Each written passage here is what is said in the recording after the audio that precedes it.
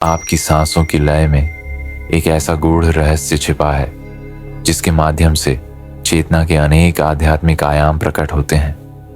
विज्ञान भैरव तंत्र में श्वास से जुड़ी 3 प्रमुख क्रियाओं का वर्णन किया गया है, जिनके अभ्यास से एक विशेष अवस्था का प्राकट्य होता है। शिव इसे भैरवी स्थिति कहते हैं। तो बने रहिए मेरे साथ इस वीडियो के अंत तक, क्योंकि आज मैं आपके समक्ष आपकी सांसों का एक ऐसा रहस्य उजागर करने जा रहा हूं जिसके माध्यम से आप भी अलौकिक शक्तियों और चेतना की उच्च अवस्थाओं का अनुभव कर सकते हैं। सबसे पहले समझते हैं उस आधार को जहां से इस रहस्य की शुरुआत होती है।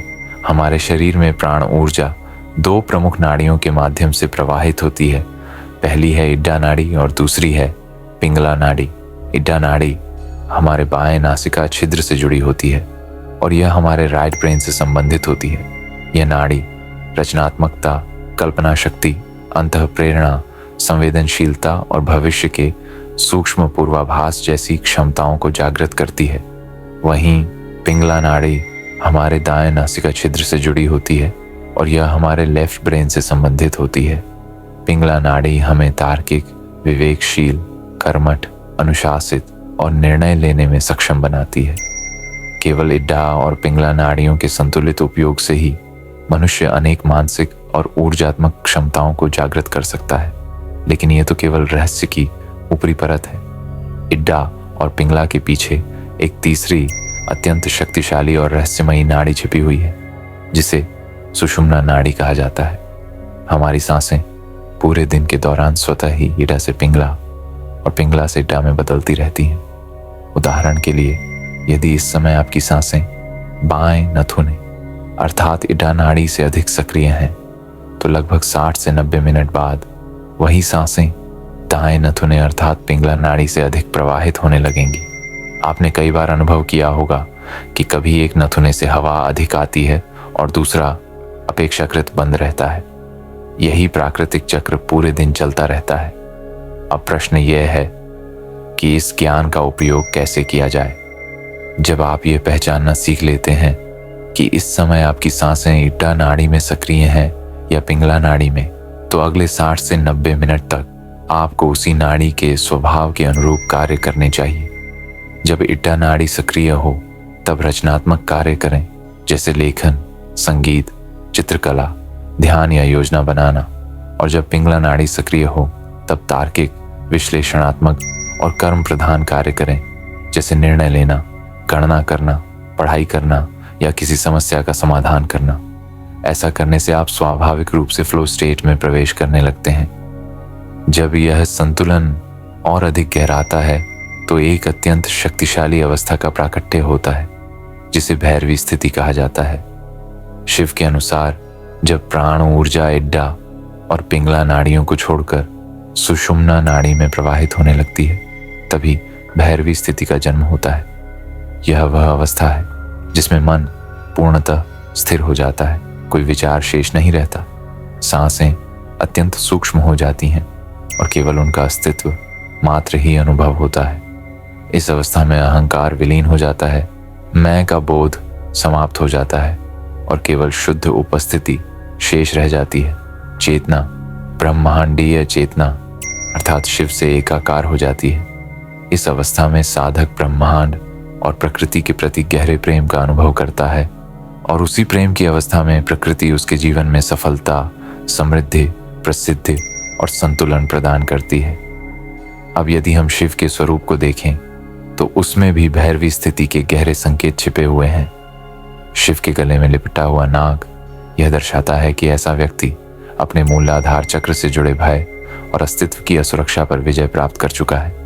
शिव के शरीर पर लगी भस्म यह स्मरण कराती है कि यह भौतिक संसार नश्वर है।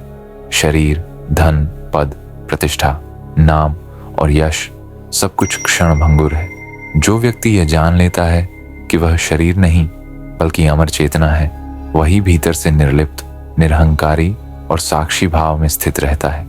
यदि ये गुण आपके भीतर भी विकसित हो रहे हैं तो भैरवी स्थिति का जागरण आपके लिए सहज रूप से संभव है। भैरवी स्थिति के जागरण के 3 प्रमुख चरण बताए गए हैं।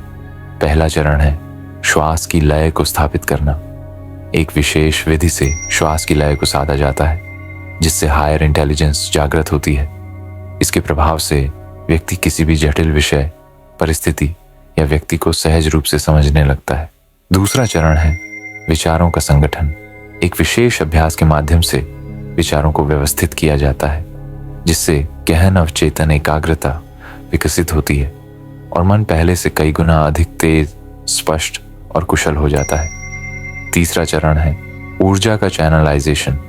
इस अंतिम चरण में ऊर्जा को संगठित और निर्देशित किया जाता है, जिससे मैनिफेस्टेशन शक्ति सक्रिय हो जाती है और साधक अपने जीवन को उसी रूप में साकार करना सीखता है जैसा वह चाहता है। विज्ञान भैरव तंत्र पर आधारित एक विशेष अभ्यास को रिथमिक ब्रीदिंग कहा जाता है। यह अभ्यास 3 चरणों में विभाजित है: ले, विस्तार और सहज श्वास। पहले चरण में साधक पीठ के बल सीधा लेट जाता है और अपनी नाभि पर एक मोटी तथा भारी किताब रखता है। अब वह सामान्य रूप से सांस लेता है, लेकिन इस बात का ध्यान रखता है कि सांस के साथ किताब ऊपर नीचे हो और छाती में बहुत कम गति हो। यह अभ्यास प्रतिदिन 10 मिनट से प्रारंभ करना चाहिए और धीरे धीरे समय बढ़ाते हुए 30 मिनट तक ले जाना चाहिए। यह अभ्यास धीरे धीरे साधक की स्वाभाविक श्वास प्रणाली बन जाना चाहिए। दूसरे चरण में साधक दीवार के पास खड़ा होता है, बिना दीवार को छुए। पीठ दीवार की ओर रहती है। श्वास लेते समय साधक अपने हाथ ऊपर उठाता है और श्वास छोड़ते समय हाथ नीचे लाता है। किसी भी चरण में सांस को रोका नहीं जाता।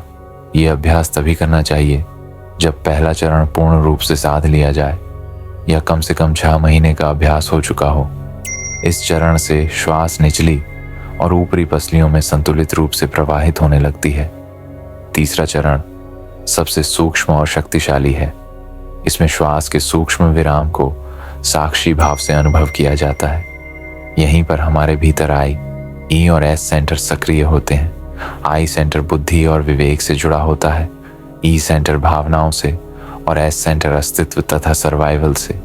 जब कोई संवेदना एस सेंटर से प्रतिक्रिया करती है तो प्रतिक्रिया पशुवत और अचेतन होती है।